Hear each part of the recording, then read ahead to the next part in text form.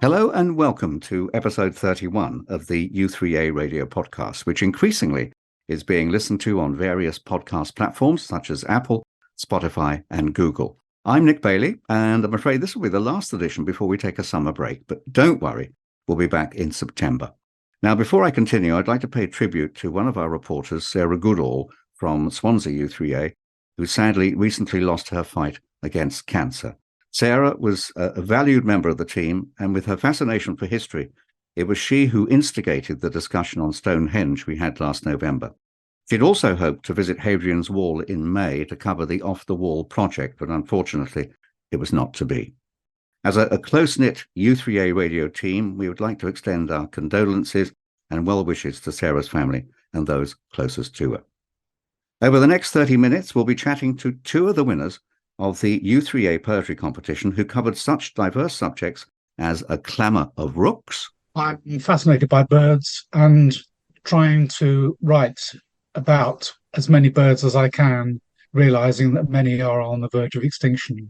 And A Letter from Ukraine. I think I had been particularly struck by some YouTube footage of soldiers, of families, of suffering in those early months from March of last year. Also, we hear from Neville Lyons about his illustrious ancestor J Lyons and the famous tea houses. And they went through all sorts of strange suggestions. They had a staff competition, but they eventually decided on the name Nippy, which reflected the speed and efficiency of these young ladies. But we find out first how the Off the Wall project went.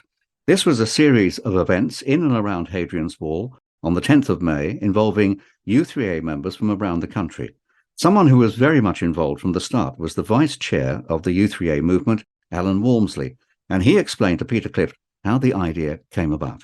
About 12 months ago, a few of the trustees were looking at different ways we could demonstrate to U3a members that there's a sort of a big wide U3a world beyond their local U3a, doing lots and lots of activities that are complementary to their U3as.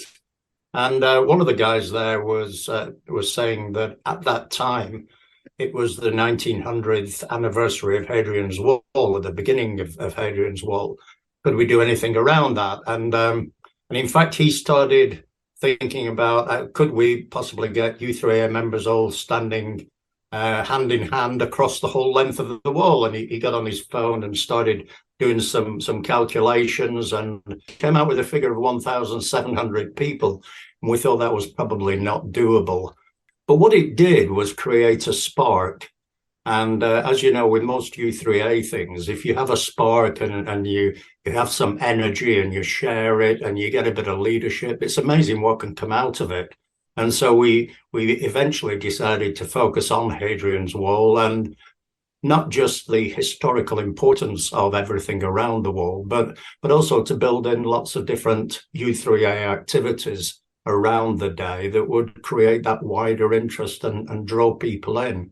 One of the reasons why we'd chosen the wall was because the history was that the wall had brought in lots of different people from around the Roman Empire.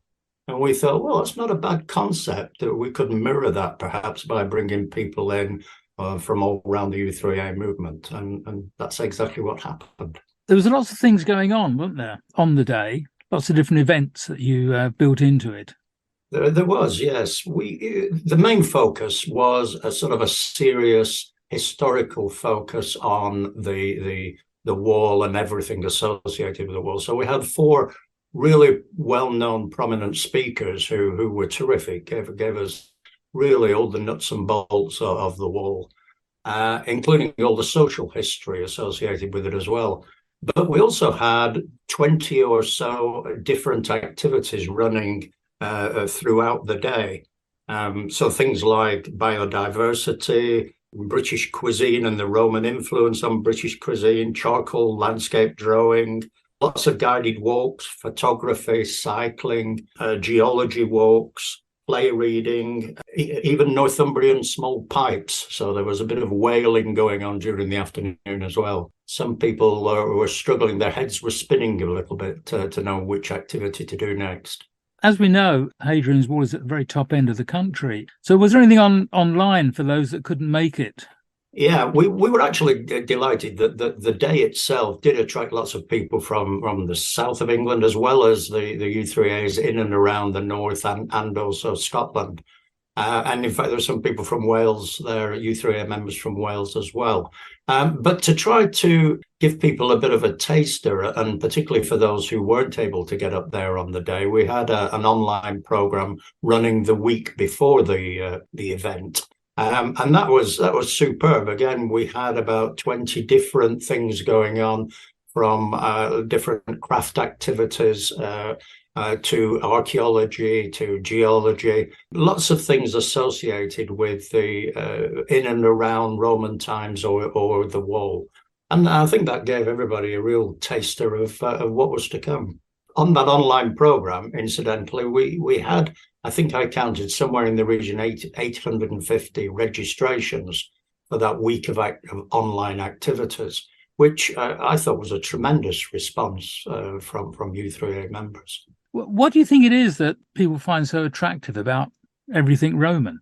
I have no idea, to be honest. I've always been a little bit of a history buff, but of course, everybody in school learns about the Romans. They're sort of almost the father figures of everything that's happened since. And so people tend to associate with the Romans and Roman times quite comfortably because they've been taught about it. Now, the interesting thing is that Hadrian's Wall is not just a simple wall, is it? I mean, there's a lot more to it, isn't there? I've heard it described as being the most over-engineered project ever.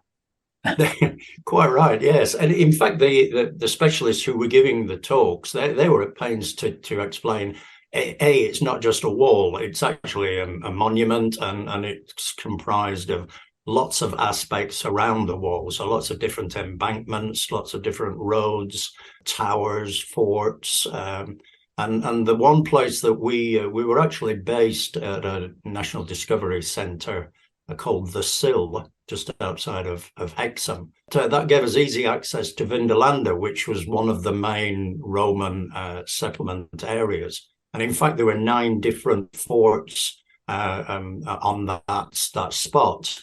And at one stage, apparently, there was something like 4,000 to 6,000 people in that area. It was clearly a very well-organized, well-urbanized settlement. They did say that the wall was pretty shoddily built. You know, it wasn't a sort of master craftsman event. And lots of different parts along the wall were built in lots of different materials, many different construction methods. There's very little consistency about it. But some of the most fascinating things are all the finds that were discovered in and around that area that gave not just a small insight, but a huge window on how the Romans did things. And not just the Romans, all of the Britons and all of the other nationalities that were in that area as well at that time. I've heard that rather than just being a wall, it was more of a border control point, wasn't it? I mean, there were gates where you had to pass through. So presumably they could levy taxes. I think I was actually really surprised at that, because I've always assumed that Hadrian's Wall was sort of a defensive fortification.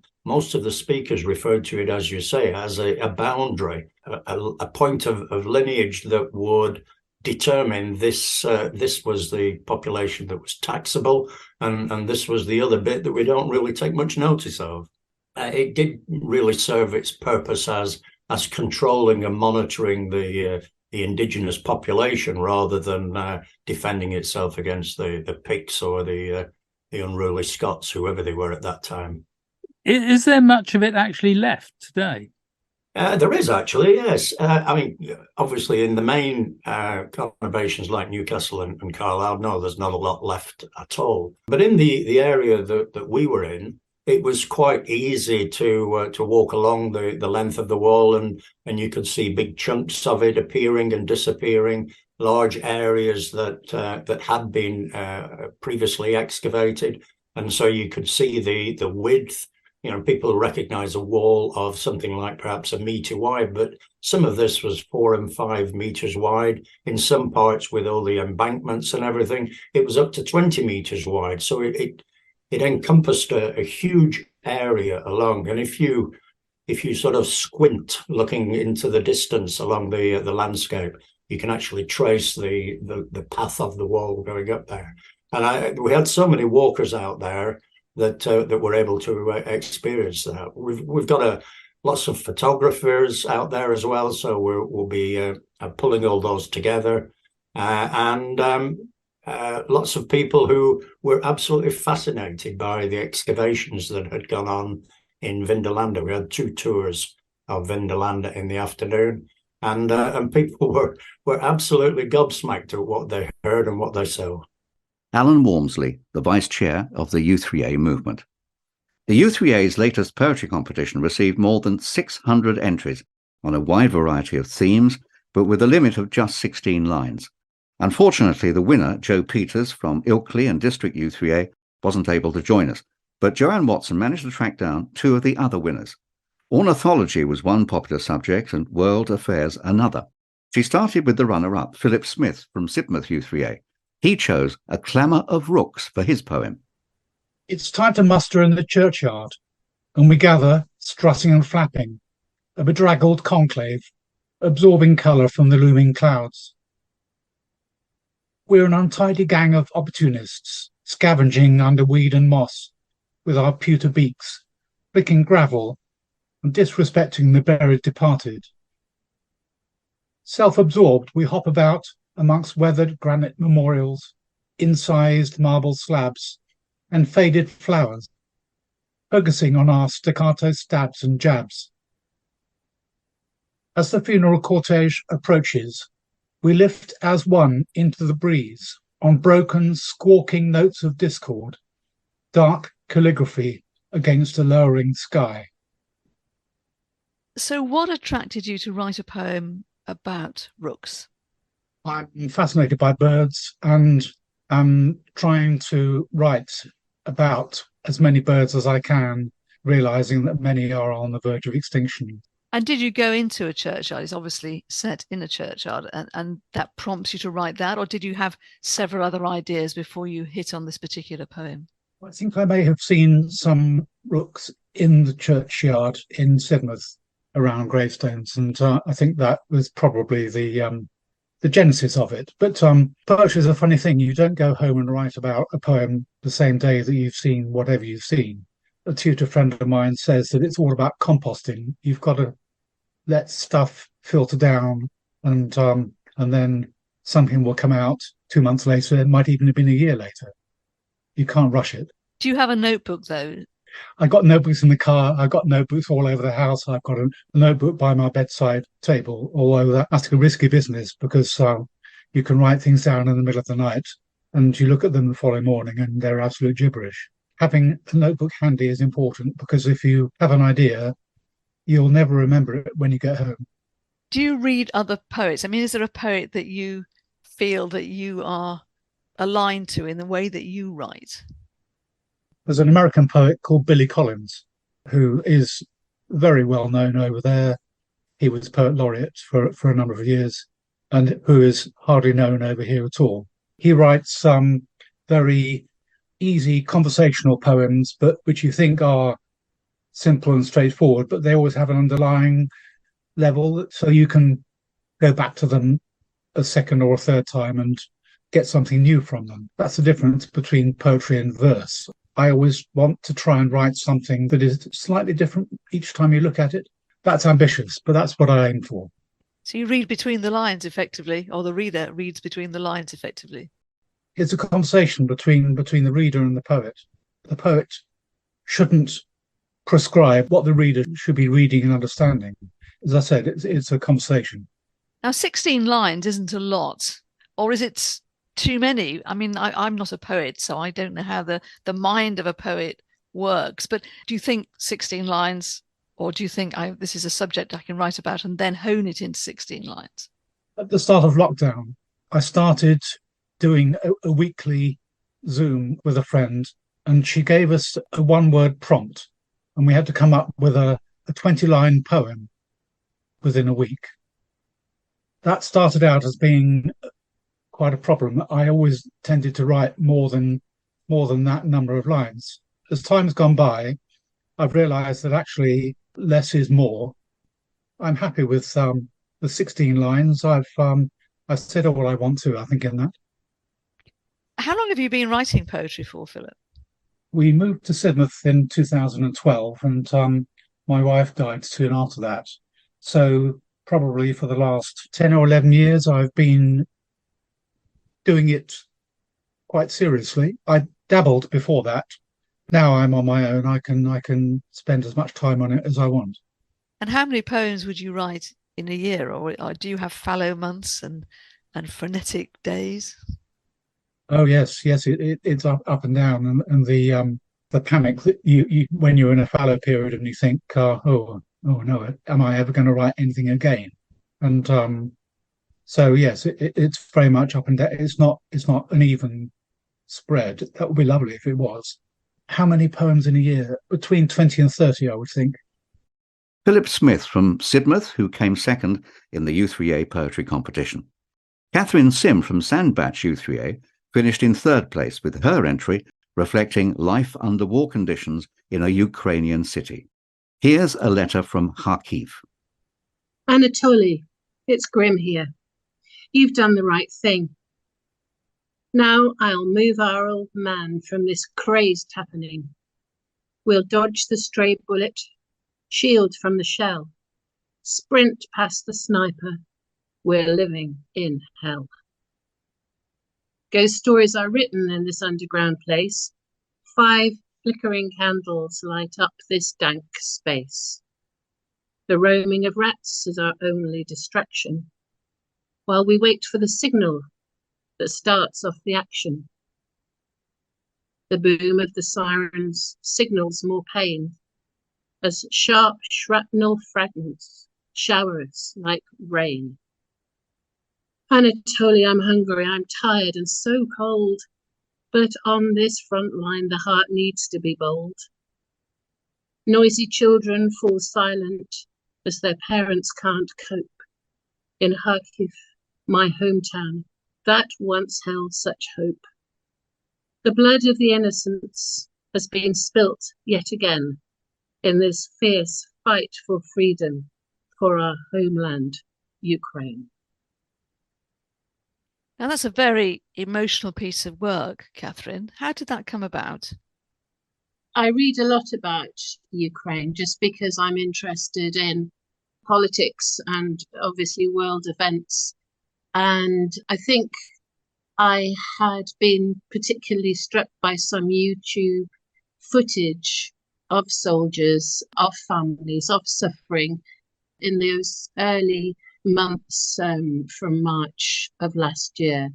Just how from a normal everyday life of the Ukrainian people, something terrible happens by a decision made somewhere else and life becomes totally turned upside down.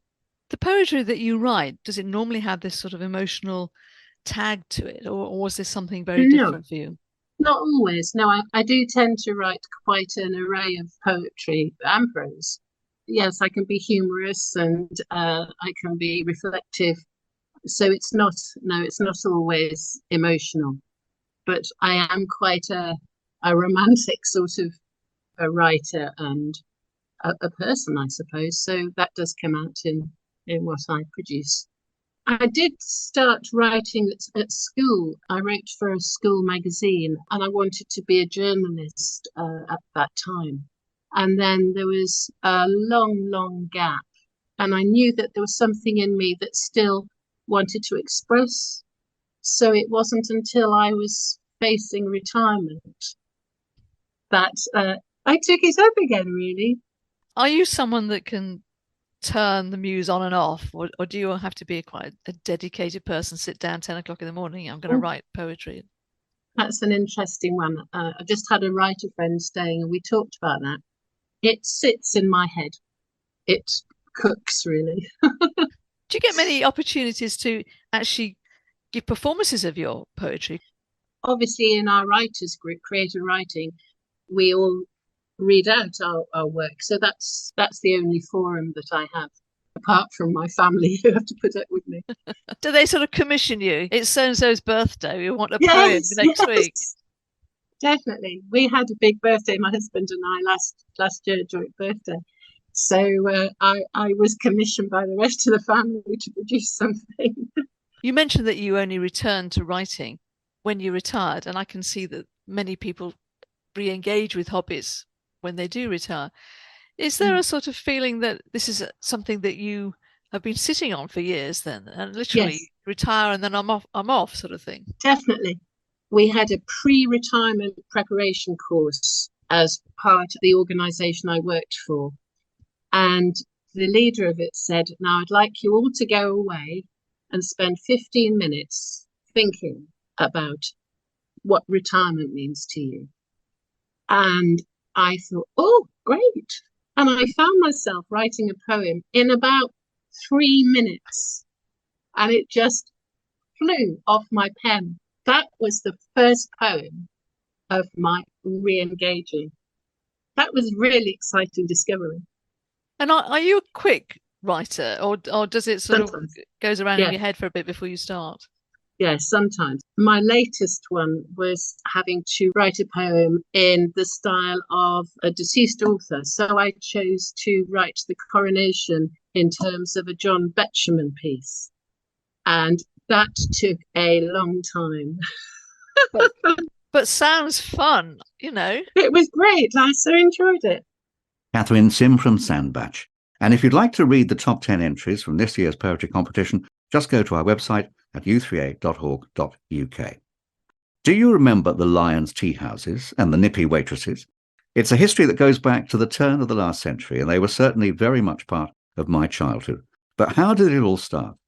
Neville Lyons from Guildford U3A is a member of the family and has recently given online talks for the National U3A on both the history and the Lyons Electronic Office, known as Leo, which was the world's first office computer. And Neville Lyons joins me now. Welcome. Thank you. Can I start by, first of all, asking, what is your connection with the family? My connection is that my grandfather and Joseph Lyons, who was the co-founder of the company, were cousins. So I am a cousin twice removed, if you like. And did you ever have anything to do with the actual running of Lyons?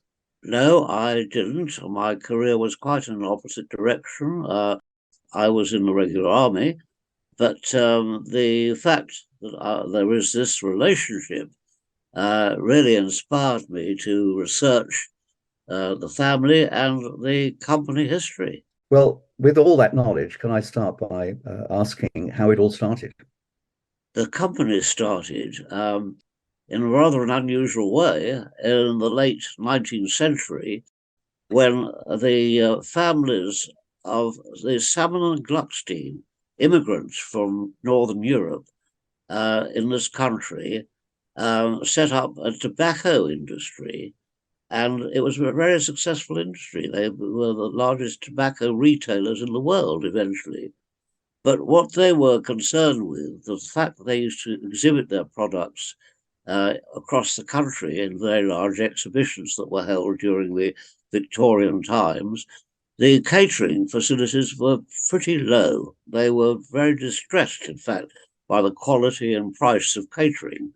So in their innovative way, they decided to launch out into catering. But the senior family members were not very keen on going into catering, seeing that it had pretty down market sort of industry. So eventually they decided to ask one of their friends, Joseph Lyons, to head up the company with his name so that their name wasn't spoiled by catering. And that worked very well because they held the reins on anything to do with the finance. But Joe was the front man and a very effective front man, not a passenger, very, very innovative himself. And the whole thing went very well, so that eventually, when Joe died, they retained the name of the company. He didn't have any family to pass it on to, and the company remained under the name of J Lyons and Co. right throughout, up until the end. Did Joe Lyons have any catering experience himself? No, no. It's difficult to understand how they managed to employ expert caterers. He didn't have any particular catering industry. He was a man of many parts, actually.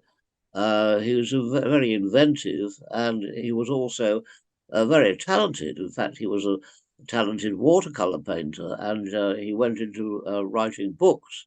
So talented in many directions, but he didn't have any former experience in catering. So what was his mission? His mission was to, he was very much in the field of publicity.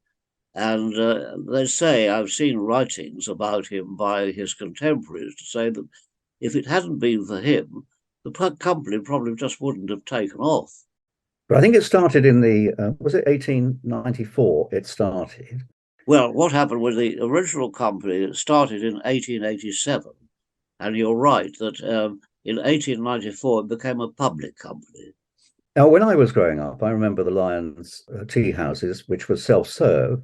And then you had the Lyons corner houses, which had waitress or waiter service.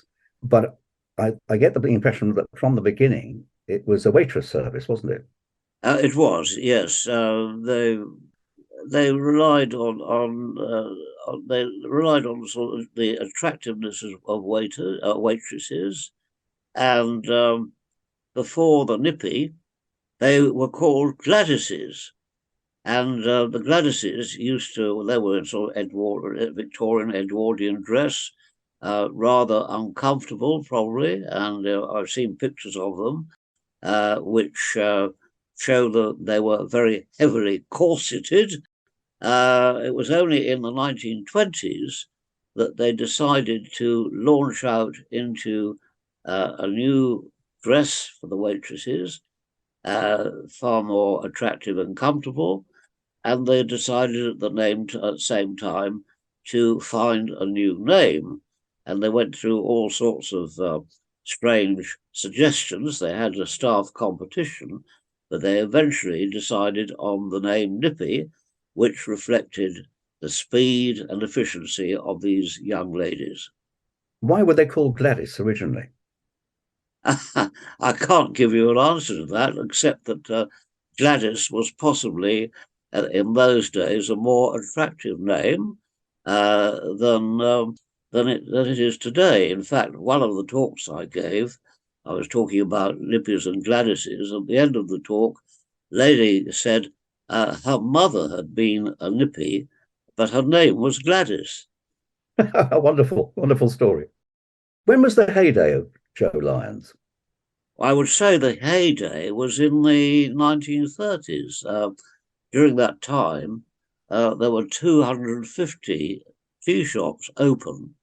When did the Lyons corner houses open? Were they right from the very beginning or later? Not from the very beginning. Well, I should mention that the first tea shop opened in 1894. The tea shop, that was in Piccadilly. In fact, it was just off Piccadilly in the little byway that leads between Piccadilly and Jermyn Street, Eagle Place called. But the first corner house restaurant was opened in 1909, and that was the corner house in Tottenham Court Road. Sorry, not Tottenham Court Road, in just off Leicester Square, and that was the largest tea shop. And then there were three other tea shops, as I just said, the Tottenham Court Road, the Strand tea shop, and the Marble Arch corner house. I should have said corner house, yes. And what was the purpose of these? Was it to go maybe slightly upmarket? Yes, I think it was. Because all these corner houses, all four of them were huge. They had 4 or 5 restaurants in different floors. and the restaurants, some had different menus. And so you got a great variety of food at these corner houses. And they could serve thousands of people in a day, highly staffed. And they also had ground floor for sales for people shopping to take away. And they had all sorts of other facilities like hairdressers for ladies. It was an empire, really. Well, Neville Lyons, thank you very much for talking to us. Thank you for having me to talk to you. Although Joe Lyons died in 1917, Lyons as a company continued for many years. But during the Second World War, the tea shops became self-serve, and you'd only find nippies at the corner houses. Once fast food outlets started to take hold in the 1970s, the writing was on the wall. At the end of that decade, Lyons was taken over by Allied breweries, but the association was short-lived, and within a few years, all the tea shops had closed down. When we come back in September, I'll continue my chat with Neville, and this time it'll be about Leo, which stands for Lyons Electronic Office, the world's first office computer. I know we're taking a break, but don't let it stop you sending in your stories. It could be something unusual you did during your career, a trip of a lifetime, or an unusual hobby which you might have used to start up a group. Let us know through communications@u3a.org.uk. Have a wonderful summer. Personally, I'm visiting Canada to spend time with my youngest daughter and a grandchild I've yet to meet, so I'm really looking forward to that. My thanks to Peter Clift and Joanne Watson for the interviews, and also to Ella Watts for producing the podcast. Until September, this is Nick Bailey saying goodbye.